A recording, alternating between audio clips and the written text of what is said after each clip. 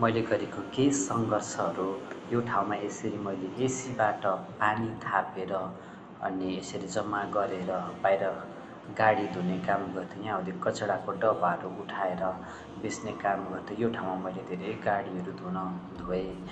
दिउँसोभरि मैले ड्युटी गरेर अनि रातभरि काम गर्थेँ। दिनमा 16-17 घन्टा ड्युटी गरेर अनि यो ठाउँले मलाई धेरै कुराहरू दियो।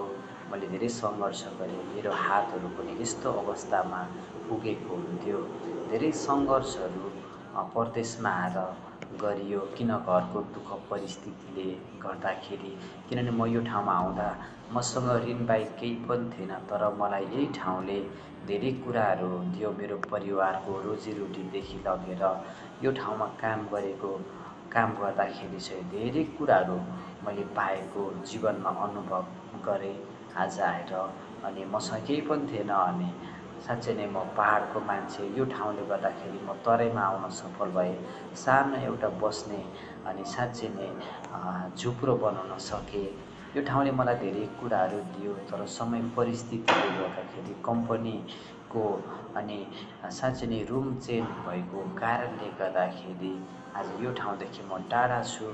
तर यो ठाउँदेखि म टाढा भए पनि यो दिनहरूलाई, यो पलहरूलाई, यो सङ्घर्षलाई म कहिले पनि बिर्सिन्न। किनभने यही ठाउँमा यही कामले गर्दाखेरि नै आज मैले गरेको मेरो दुःखको परिश्रमको फलहरू मैले पाउन सकेको छु।